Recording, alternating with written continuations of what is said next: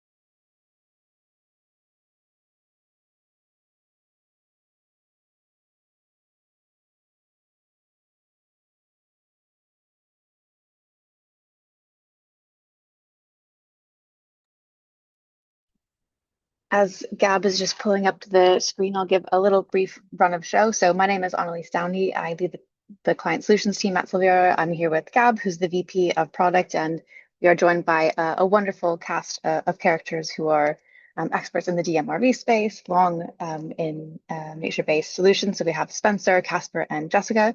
But before we get into the panel discussion, which will be about 45 minutes worth of the time today, we're going to have Gab lead us through a presentation and a demo for about 10 to 15 minutes, and then we will wrap up with some audience Q&A.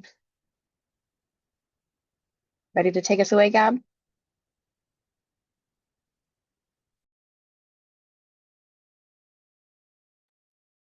Sure thing.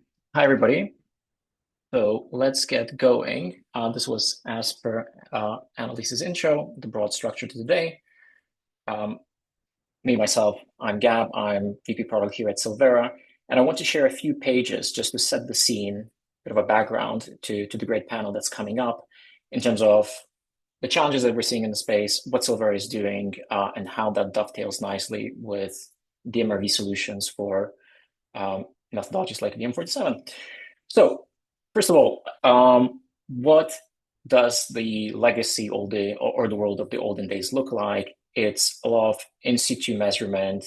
It's a world in which sampling is sporadic and very, very partial. It's a world in which, just because of the physical constraints, sampling is relatively infrequent.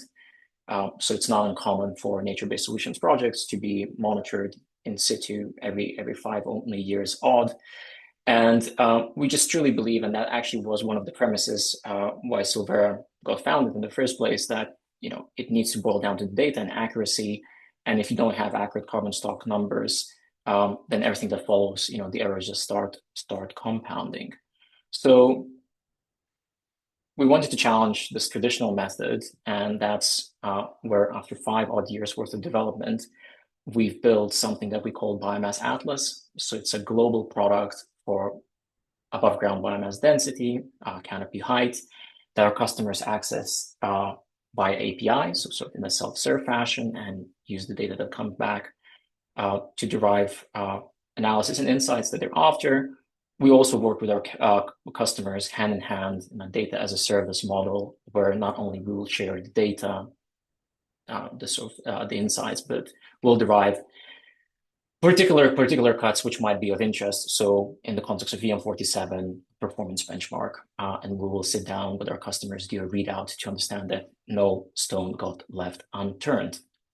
Now, I'll actually spend a few minutes showing what we're doing in all its glory, because there's one thing seeing these things on the slide, there's something else seeing that in practice. But what is the general approach that we've taken here at Sylvera when it comes to building a global biomass atlas product? So we truly believe that it's all about the ground truth data. We go around the world, and I'll show you a map shortly, collecting it. And the 3-letter magic word or acronym is MSL, multi-scale LiDAR.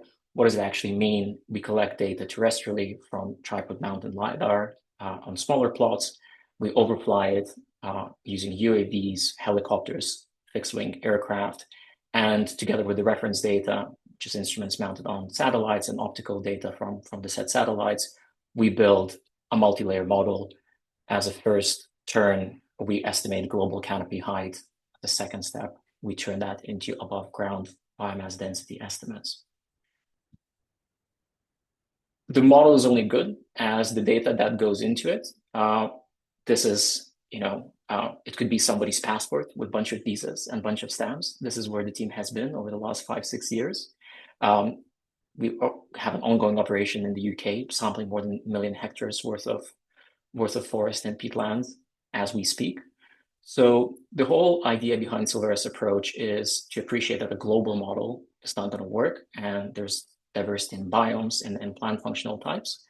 So we're going around the world, making sure that we have ground truth data from as many diverse regions as we actually can get our hands on, and then we build our data products on top.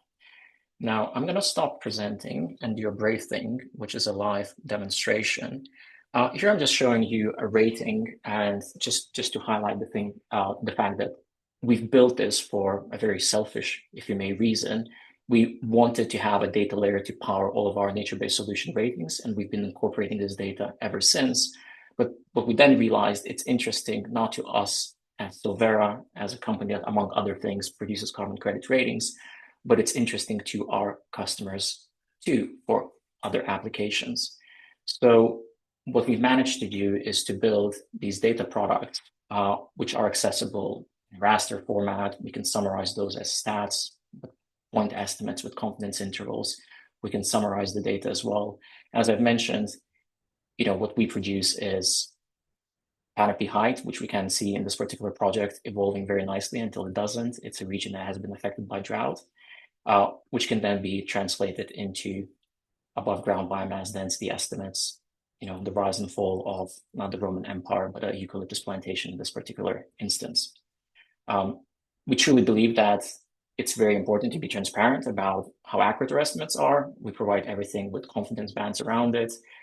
We provide, incredible level of detail when it comes to uncertainty. We do it on a pixel by pixel basis as well. And we share that with our customers who are interested in not only knowing what various project ratings are, but when they're looking to set up projects, when they're looking to prioritize plots, when they're looking to produce analyses aligned with novel dMRV native methodologies like MEM47 and catering to those standards on those registries. So this was a whistle-stop tour, 5 odd minutes, but I just wanted to set the scene that the world has changed. This new data layer exists in it. And I'm going to hand it over to Annelies and the panel to discuss how it's being used, the power of it, the challenges, the opportunities in this new brave world. So Annelies, I think off to you. Thanks so much, Gab. And yeah, just to say, it feels like the dMRV evolution within nature-based solutions has been one of the most exciting transformative spaces that I've experienced in the market, because it brings together so many components from the data, from the registries, the market infrastructure, BVBs, product developers, investors, and at Sylvera, and I'm so lucky to be able to get to work with people like Casper and Spencer and Jessica. And they're such a wonderful group of panelists. I couldn't by any means do them justice on the intro myself, so I will let them introduce themselves. Why don't we start with you, Casper? All right, Liz, thank you for the intro. I'm Casper. I'm one of the co-founders of the Green Branch. We're a project developer, mainly based in Brazil. We're also working on projects in Africa, which are a little bit less advanced. And also in Brazil, working throughout various biomes, Atlantic forest, Amazon, Cerrado.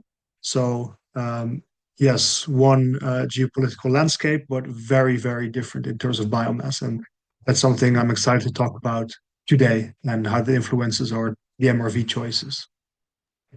Can't wait to hear more. And over to you, Jessica. Hi, everyone. Thanks for having me here, Sylvera. I really do appreciate the invitation, and it's great to be on the panel with such esteemed panelists. I am Jessica Orrego. I am the Natural Climate Solutions Director at Mercuria Energy Trading, which is a privately owned Swiss-based commodity trading firm. A few years ago, the owners and the company committed $500 million to a vehicle called Sylvania. So I'm part of the Sylvania team within Mercuria. And we that Sylvania commitment is focused on investments in nature restoration, which is what I'll talk about today, and also protection with a strong focus on biodiversity. And we are not just focused on ARR, although that is certainly a large part of what I do these days, but we also have investments in jurisdictional REDD+ projects, and improved forest management. So we're working and we're working just like Casper in many geographies with different sets of ecological conditions and socioeconomic situations as well. So it's great to be here. And Spencer, over to you. Yeah, thanks, Annalise. Great to be here. I'm Spencer Plum. I'm Senior Manager of Forest Carbon Innovations at Verra, and I work primarily on our VM47 methodology. So always happy to see it sort of front and center. And the challenge I get to work on a daily basis is just keeping up with the innovation that groups like Sylvera and the great questions and inquiries that we get from project developers. So it's an ever evolving methodology, and really we're trying to keep it at that forefront of quality, integrity, and usability. And so that's a great challenge for me, and excited to talk about some of the things that we've been working on related to that. Excellent. And VM47 is an innovation a major innovation for the carbon market, and ultimately reflective of what buyers want and are ultimately demanding for with respect to integrity. And the innovation isn't just at a methodology level, but it also opens up opportunities for data providers and service providers, but also crucially VVBs. So Spencer, can you talk a little bit about the approach that Verra has taken to the enablement of the ecosystem? What has been the approach? What are the principles, the process for pre-vetting data providers? Why don't we start there? Sure, yeah. So I go back to just the design of VM47, that it's really, its intent was to harness the innovation in this remote sensing space. And I think, products like Biomass Atlas are a testament to that. Like, that wasn't available 3 years ago when we designed VM47. So, and we don't know, maybe what the next step change is. And so we want the methodology to be able to work with those data products and to have those products serve as a stocking index. We don't want to be overly prescriptive. And we also want it to be open to lots of different data service providers who are testing and experimenting with those products, but also acknowledging that, one product may work really well in one certain ecosystem. So maybe like the Atlantic forest, and then we might see something else in an agroforestry system that works better. And so we didn't want to predetermine that because we know this space will continue to advance. So with that in mind, we also recognize that puts a lot of impetus and work on the project proponents to select a data service product that they know can meet Verra's requirements for the methodology. And that's something that we were getting lots of questions about, and there was some uncertainty around. We also see that, I think, with buyers, that they want to be sure that that the product that's being represented in the methodology is quality and is going to be around when it comes to crediting, and is also going to pick up those changes in vegetation. And so our goal with this whole data service provider vetting process is this is a new initiative, and we're looking to just provide more clarity there. Give data service providers a chance to show us their data product, how it's developed, make sure that it meets the specifications of VM47, and then provide information to to project proponents about that, and allow them to basically streamline that process of connecting the data that they're contracting with their data service provider up into our project hub.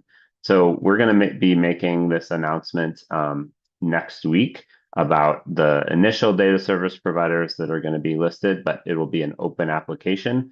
Other data service providers can come and join, and we would encourage that to happen. And we'd also note that it's not a requirement. It's an option to, if you're a data service provider and you want to apply, it's something that is open to you, and that you could, if you're a project developer, you could do it all yourself, still upload the data. But we think that there are some ways to streamline and make this process faster for project proponents and give everybody a little bit more certainty about what we know can work. There are still a lot of Excel workbooks floating around in the carbon market and the registry development pipeline, the product development pipeline. And one of the facts about this BM47 evolution and another dMRV is that you will increasingly have models and data products that come from data service providers like Sylvera. And that can be a challenge or just a different way of operating for validation and verification bodies. So can you also talk a little bit about what the approach is to enable that part of the ecosystem?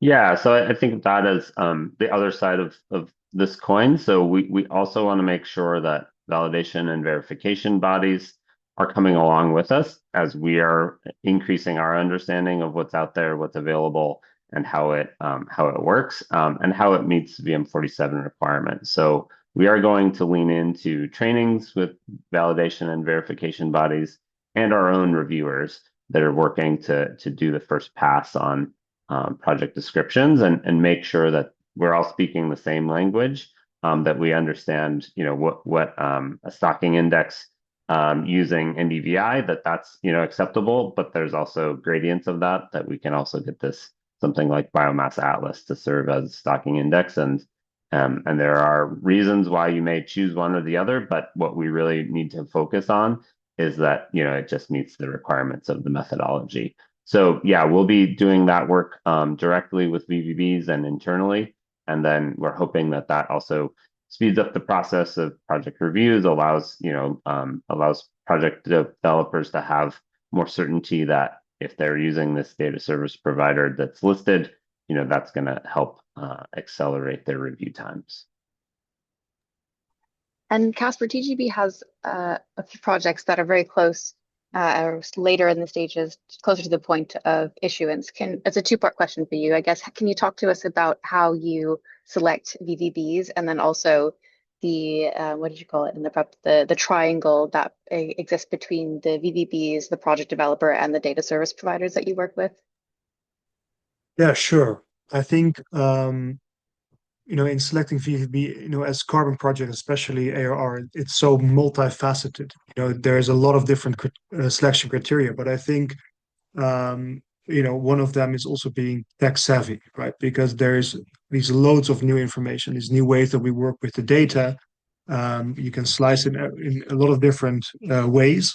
And then, it's all about communication of the choices that you make in your models and whether the VVB really understands why they're made and can kind of replicate that, to see if they come to the same results, and that things make sense. And I think now, there is already so myriad of choices that you can make. And I think it's good that we start selecting on a few that are kind of like fixed, or we have a usual way of doing it, so that it takes less time for people to become accustomed to using different data sources, using different processes along the way. And also still, being able to reach that moving goalpost, because I think for the MRV, there's a lot of things going on now. But as Spencer said, one of the tricks is keeping up with everything that's happening. So, making sure that you understand when new things come in, be able to judge them on their merit, and how they can be applied in this process.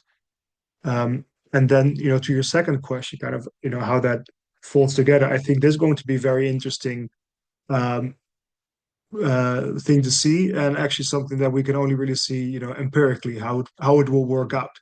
And I think it's what we experience now already, it's a lot of back and forth, to see how you can get something. But, the second time around, it will be much faster, much easier, because everyone's already kind of on the same page.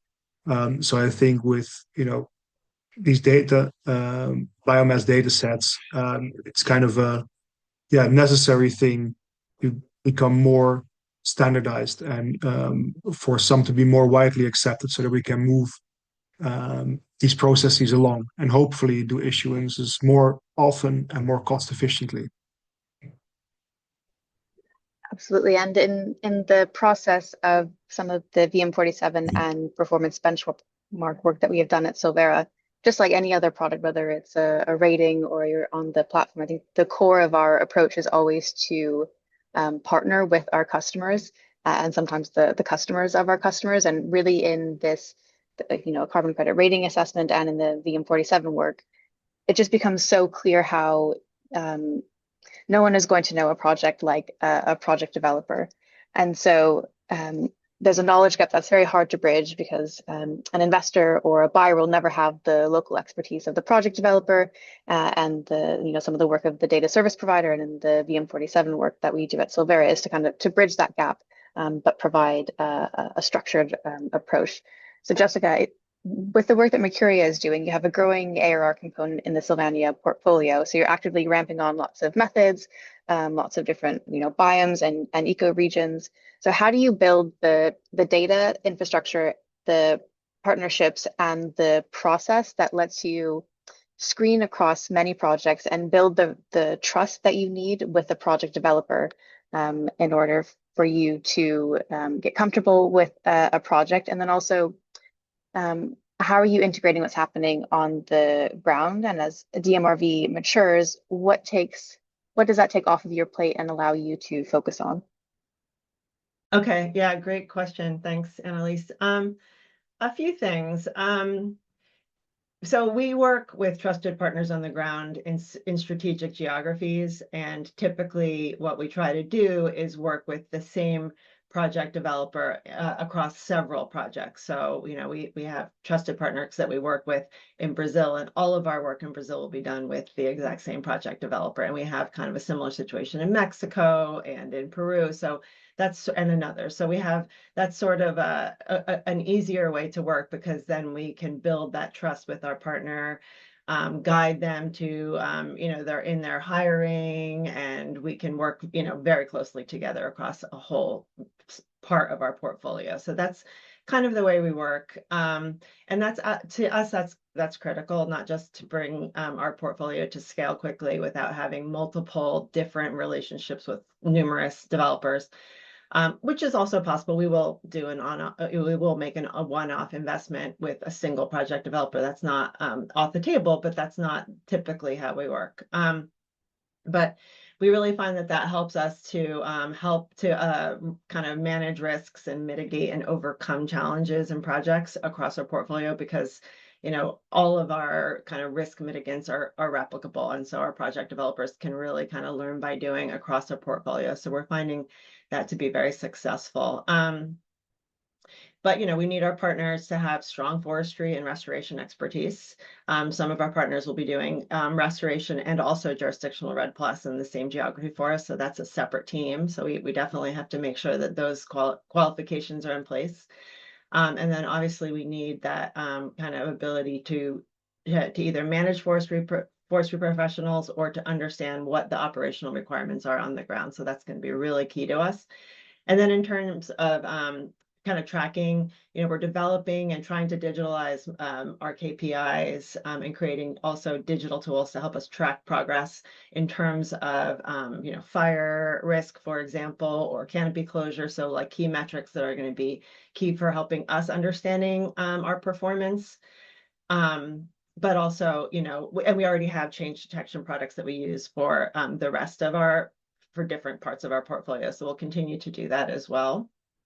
And then in terms of the dMRV related to VM47, I mean, to us, we see that as certainly something that ensures integrity and importantly provides assurance to the market and to buyers that are looking for credible and additional and real credit. So we think that it's really solved a lot of concerns in the market. So we're very supportive of the approach. We think it will streamline baseline determination. Of course, as you guys have already mentioned, it's not a one size fits all. Every single project and geography has its own set of challenges, but I mean, I think collectively we're going to learn a lot in the next few years and it's going to get easier. And we do hope that it makes the validation and verification process easier. I think that the VBB training, Spencer mentioned this, I think that VBB training is going to be super critical to make these verifications streamlined. And then in terms of getting that benchmarking, the performance benchmark and the stocking index, we're kind of using a few different approaches. In some cases, our trusted partners that I mentioned will be doing that work. In other cases, our partners have expressed an interest in outsourcing that to project data service providers that have the off-the-shelf products. And then in some cases, we'll probably do a hybrid where we propose a benchmark, or our project partner proposes a benchmark, and we might hire one of the data services providers to just provide a little assessment of that, so that we feel like it's the best benchmark that we could create and the best fit for that stocking index. So we'll use a variety of approaches there. Definitely see that a lot, not just in the stocking index and the performance benchmark component, but bringing multiple different approaches or the data points to test the performance or just benchmark a certain output. Casper, you mentioned at the beginning that you work across multiple different geographies, Brazil and in Africa, but within Brazil, there's still lots of different operational and ecological nuances. So how do you build a data infrastructure that is consistent enough to compare across your portfolio, but flexible enough to account for the fact that some species can perform differently just 100 kilometers apart? So I think, it all comes down with kind of a very homogeneous data collection. So that's something that we have made quite a discipline out of, to make sure that we train our partners to do it well, and we do it then ourselves with several plots to see if it kind of matches up. But then if you have more heterogeneous area, you will see it will change from place to place, and you need to stratify, and you kind of need to do the exercise again or regroup the data.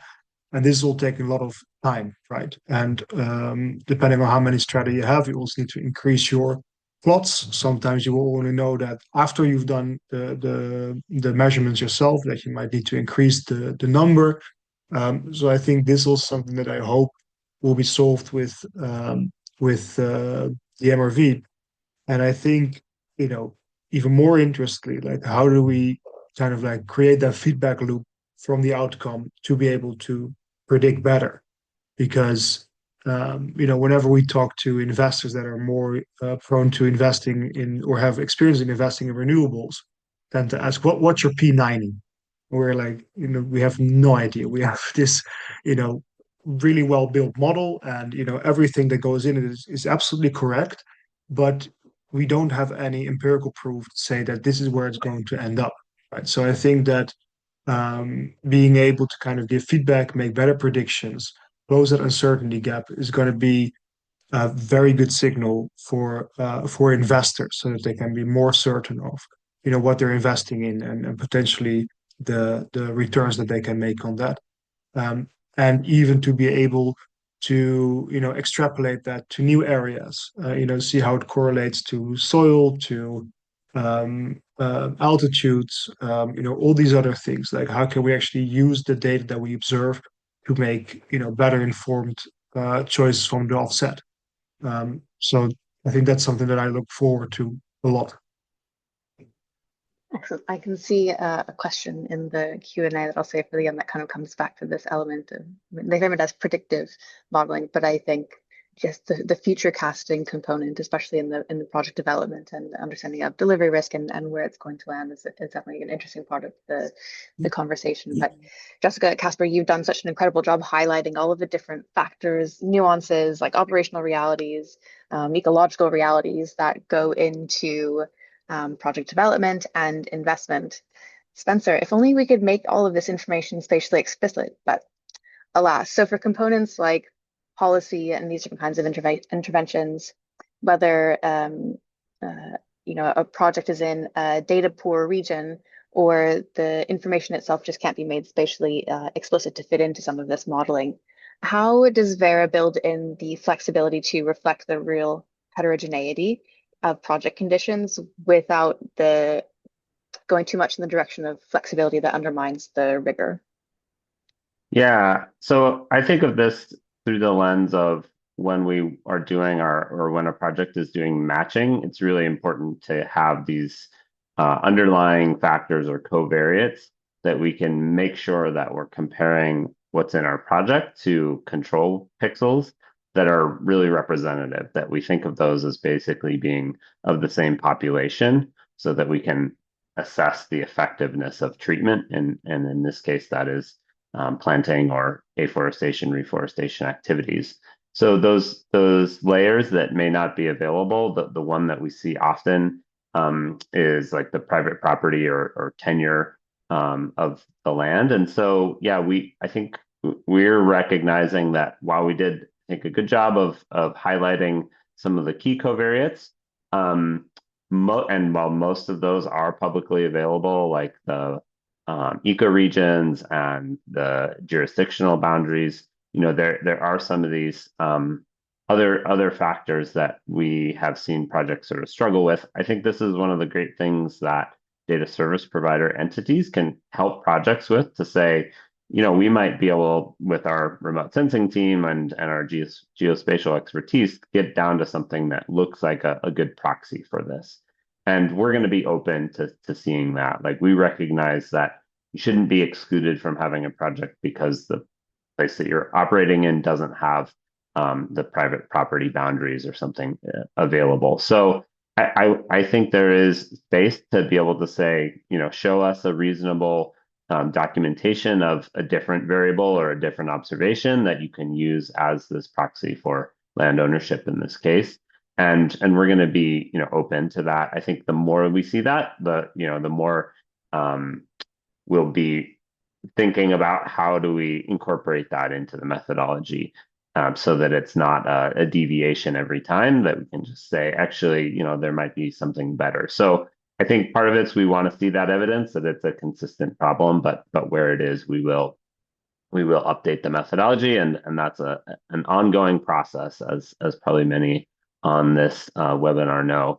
The other thing I would say is that we do allow projects to add other covariates. So where you think you can refine your match and find a better population that's more representative of the land use and what's been happening on that in your projects in the landscape, we do allow projects to say, yeah, we want to grab something else that helps us refine that population and make sure that those matches are really quality.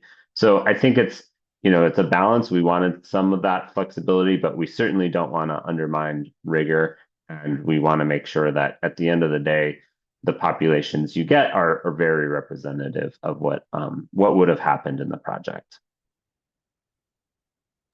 Especially for Jessica and Casper, when you are working within the same kind of landscapes, do you also find that there's an element of portability between projects when you're going through that modeling?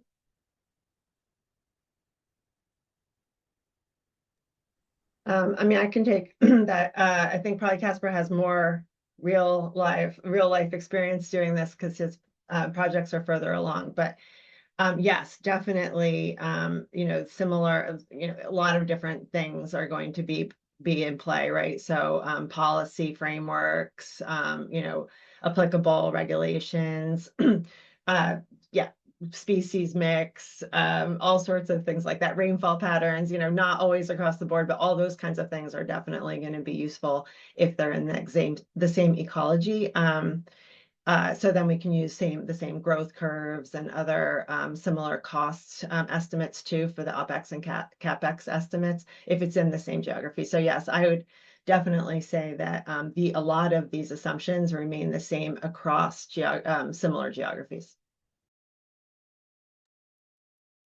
Yeah, no, I completely agree with that. I think there's also kind of a trap that's hidden in there that we've seen as well.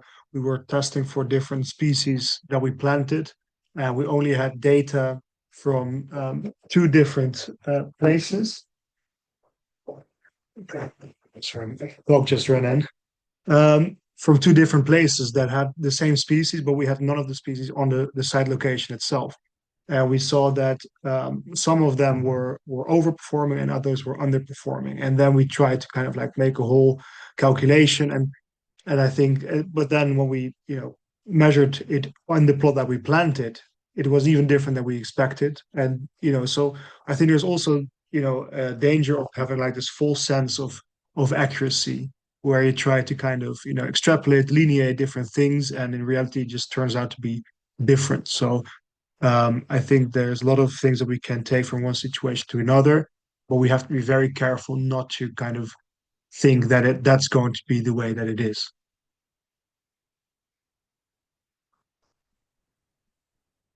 And I guess from anyone on the panel that wants to take this one, I guess as you are, maybe Jessica or Spencer, but I guess have you seen projects that are sort of putting a pause on the issuance process in order to kind of retrofit a more dMRV oriented kind of project, or whether it's pre-issuance or post-issuance? Is this a transformation that you're seeing on existing project development assets, or is one that's more like from the beginning of the project feasibility and design?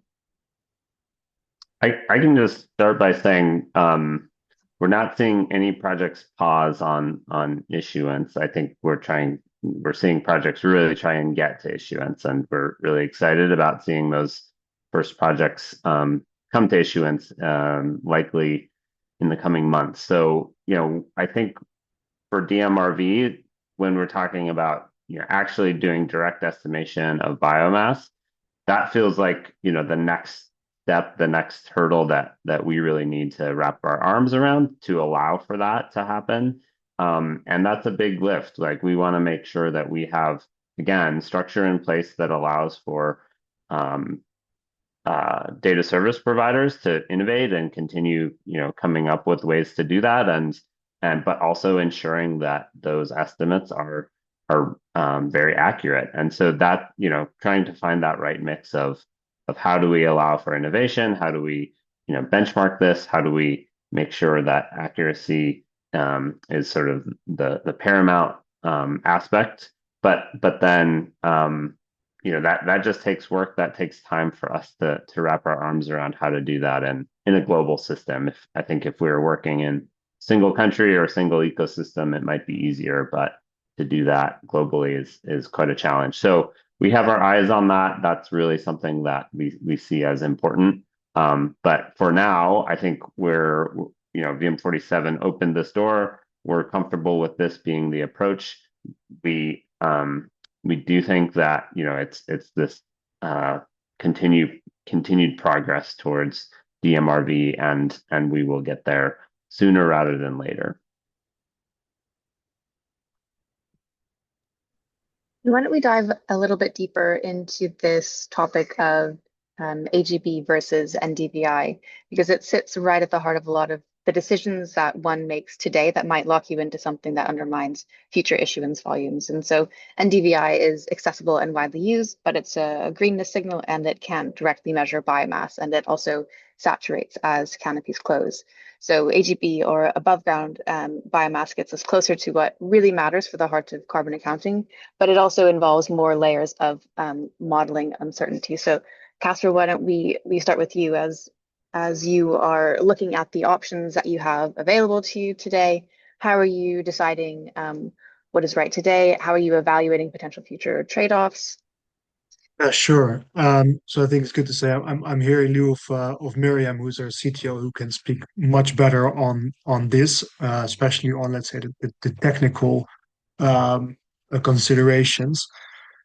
Yeah, I would say, going back to what I was talking about before, I think it also depends a little bit on, how investors and buyers are looking at it, right? Because our ex ante models are usually not based on solely on the GIS, but also using algebraic equations, data we have from the field. So then it is more kind of like a check of, okay, do we think, in 10 years or in 40 years, where are we going to end up, more or less? But if this data that you choose actually is going to influence the amount of credits that you're that you'll be able to issue. That's when it makes a big difference, of course. So I think on our side would usually just really be, cost benefit, a question of how you can do this. But we also know that there is a huge benefit to being able to issue sooner, and more frequently. So I think as we get on with making it more efficient to do these things, we would do that more often as well. I would also just add that we designed VM47 to sort of address this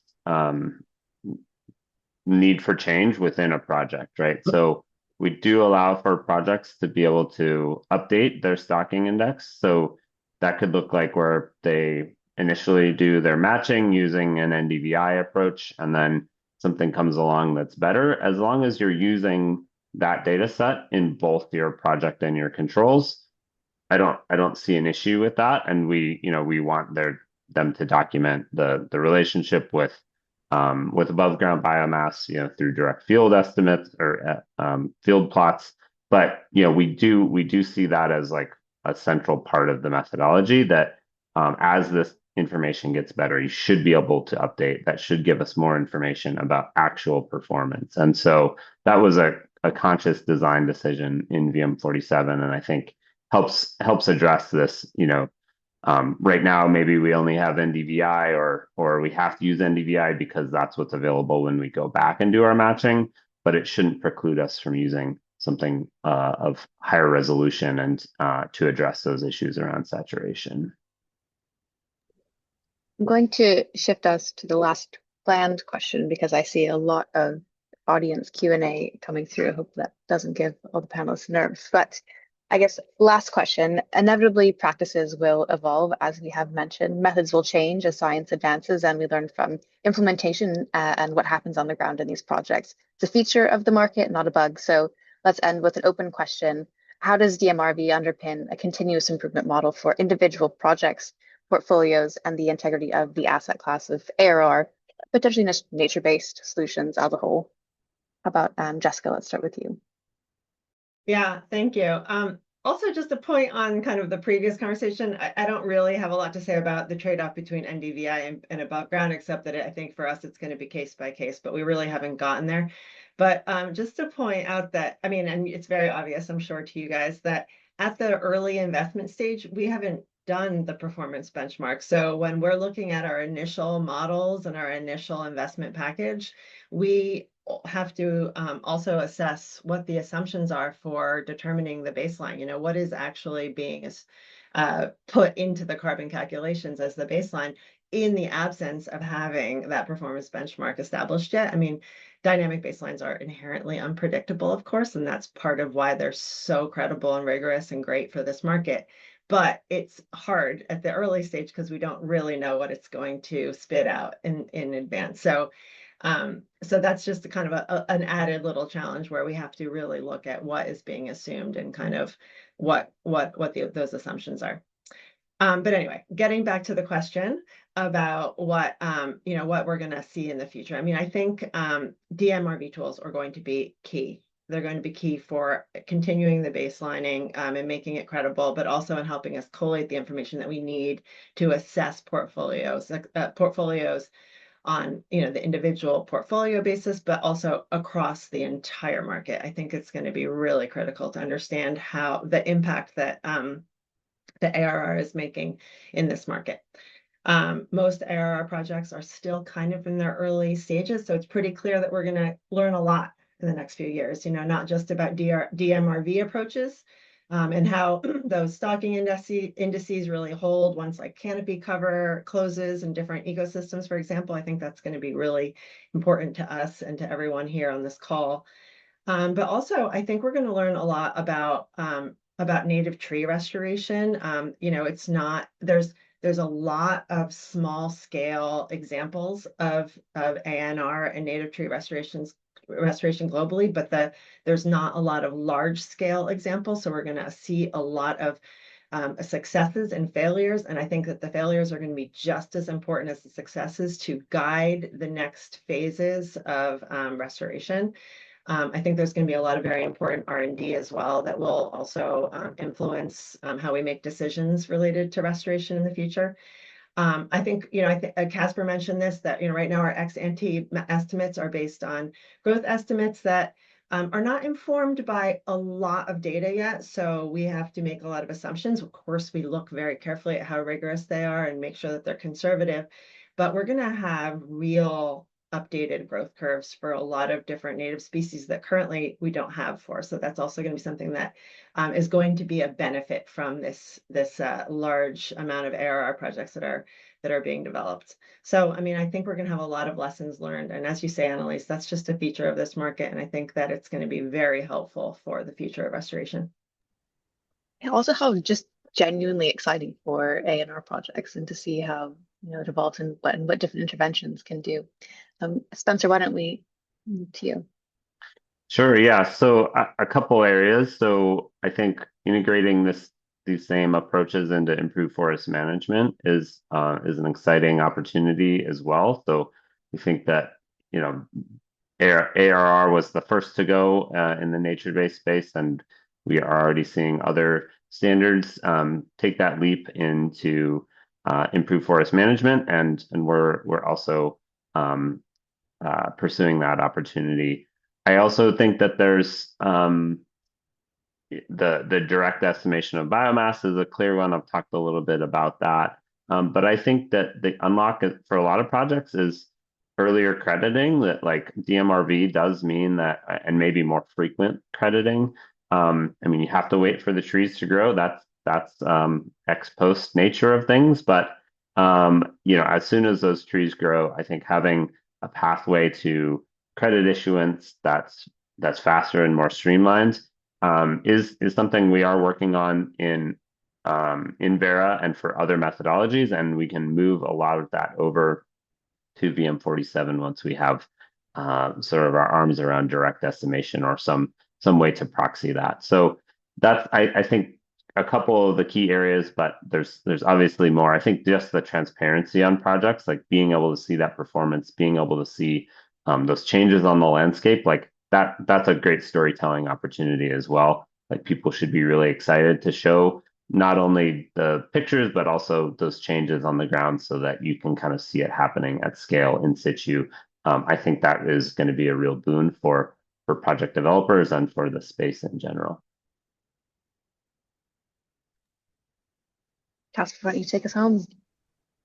So I think for me, we've been talking a lot about biomass, of course, here, but I think it's also a general way of thinking about, how do we develop projects? How do we make more data-informed decisions? And how can we go from a, let's say, knowledge-based model to a data-based model?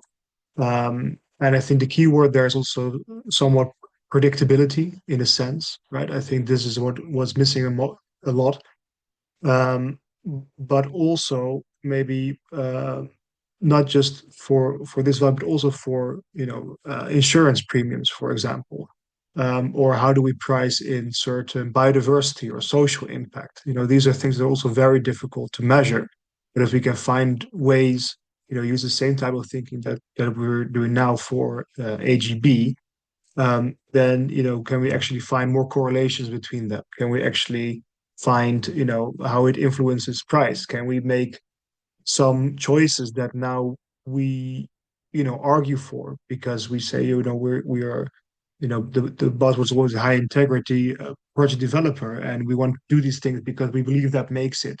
But how do we go from knowledge or belief-based system to actually being able to underpin that? Because okay, if we apply this, we can expect the following results, and that's why it makes sense to do it. And I think that will turn a lot of heads in the industry, hopefully with buyers as well, because there's no way for them to not believe anymore what's being presented to them. And I think that will be a really great point to get to. Just be very certain to say, look, this is it. You can see it in the dashboard. It's measured, it's real, it's there. So, get on board. I'm on board with that message. So thanks so much for answering all of the questions that I had prepared, and the discussion was wonderful. I'll move into some of the submitted questions from the audience. And this one really caught my eye. So looking in the similar vein with a different angle, but I guess looking 12 months out, what changes in ARR do you expect to see that the market isn't fully pricing in yet? I'll jump in, Casper. Oh, so I yeah. saw you weren't on mute, so I didn't know if that was on purpose, but here we No, are. no, it wasn't, but I think it ties in well to to my latest comment. Um, so I think biodiversity is, I think, more of a, yeah, intellectual challenge to me, because there's a lot of different ways to look at it. There's a lot of different researchers that think, it should be measured in one or expressed in another way. I think what's very difficult there is kind of the attribution versus contribution aspect of it, right? So for a ton of CO2, it's very clear, it can be contributed to a certain activity. With biodiversity, it's much harder, but maybe with increased data, we can find more interlinkage between the two, and it can make more sense for people to select a certain project because it fits their activities better. And I feel sometimes that there might be a mismatch, and that there's a general willingness to pay more if it makes more, it's more business related for that company. So, hopefully it will be easier for buyers to actually scope out the projects that are most relevant to them, and that they're willing to pay, more appropriate prices for those credits. I guess I would add that I think we're seeing costs for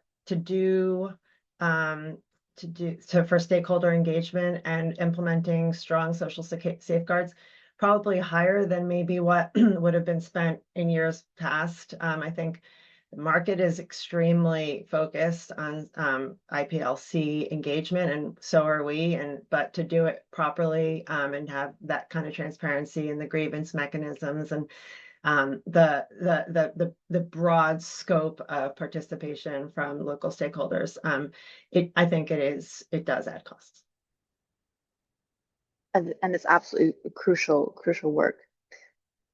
Related to pricing, perhaps in a different directions where it's less about the premium per se, but Jessica, you work in jurisdictional red projects. Do you see potentially like compliance markets playing a role in the pricing for ARR? Well, yes, certainly in some geographies there are emerging compliance markets where ARR could be part of that, fit into that program. So a little bit, and then also we're keeping a very close eye on emerging Article 6.2 implementation agreements. That's definitely an area of interest, not just for JRED, but for all project types that would be eligible under this. Each implementation agreement has kind of their own project types that are permissible. Reforestation is not probably going to be allowable under all of them, but it is allowable under some. So yes, definitely. I see another one, and when I read this question, I think IPLC and benefit sharing jumps out at me. But the question is, buyers and developers often talk past each other on price. What's one thing each side could do to close that gap?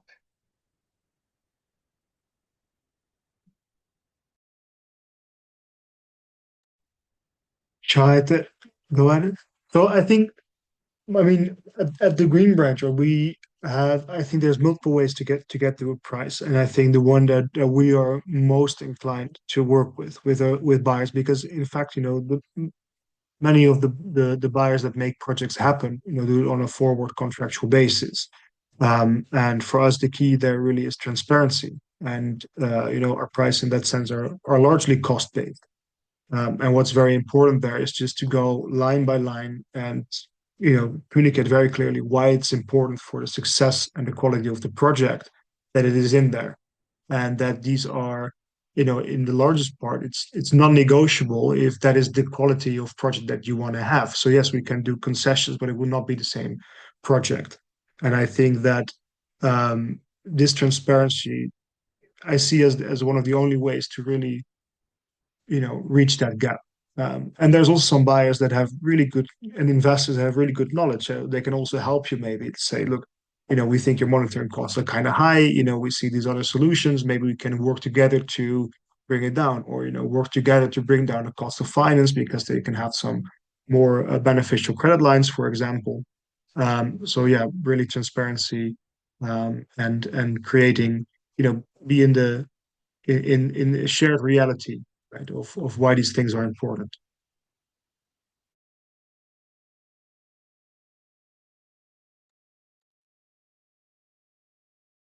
Go ahead, Jessica. Yeah, I would say that I think buyers also, I think that what Casper is saying about bringing the forward transactions where buyers are coming in early, so they have a lot more transparency, but also a sense of partnership exists between the developer and the buyer and the project stakeholders. And I think that to the extent that we can have that established early on, I think that that could really help pricing, because they understand exactly what goes into a project to create that high integrity credit. And my headphones just died, so apologies if I now have an echo. So I'll keep myself to chatting to a minimum. But Spencer, I'm going to direct this one at you. A lot of the audience has asked about smallholder projects and projects with very small plots. Where does dMRV genuinely help here, and where do you see the need still for boots on the ground? Yeah, so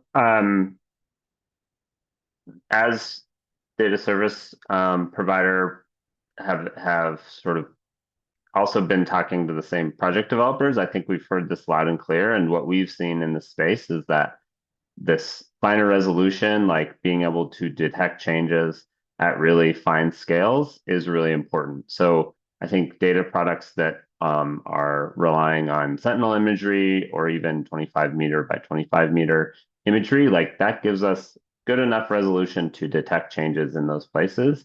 The way VM47 is designed is basically to take all of the smallholders that you could have in a project, this and then select the pixels that you're going to observe through the process of matching. And so I think that just from an observation standpoint, we can get really good information on how is this project affecting in the whole small landowners.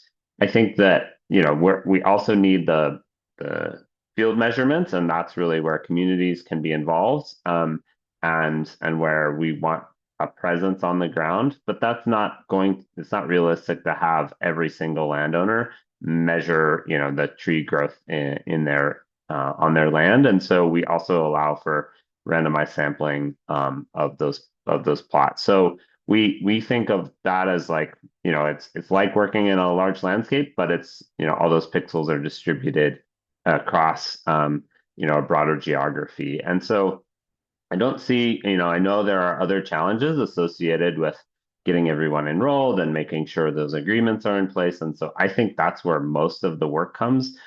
The unlock that remote sensing has allowed for us to say, yeah, we can do that. We can actually look and see what's happening on the ground. We have a good sense of what would have happened through our baseline, and then we can credit those activities. That still leaves the onus on folks like Casper and their teams to go and work with the people who are making those changes and deciding to change the way that they're operating their land. And that's a huge challenge that we really respect and I want to put front and center, not so much the measurement side. It's important, it's essential, but it shouldn't be the necessarily the focus of how you engage with those stakeholders. Excellent. Well, we're running up on the edge of time, and I just want to say thank you so much to the panelists for joining us today for the incredible conversation. I always learn so much when I talk to you all, and I look forward to working with you all more in the future and learning. And maybe we'll have this panel again in a year and see what we've learned and what data we'll have empirically to say how we did. So thank you so much. And thank you for the audience members for attending. And if you want to talk to someone at Sylvera or have a question about what we're doing on VM47 or with the isometric reforestation protocol or any of these things in general, it is portable, and there are many different methodologies and continuing innovations on the registry and methodology side that data service providers will continue to plug into as well. And so we will not be alone in that. So if you have a question on that, you can reach out to us. But thank you all again for joining the panel and participating. Thank you, panelists. See you soon. Thank you. Thanks, panelists. Thank you. Thanks all. Bye-bye.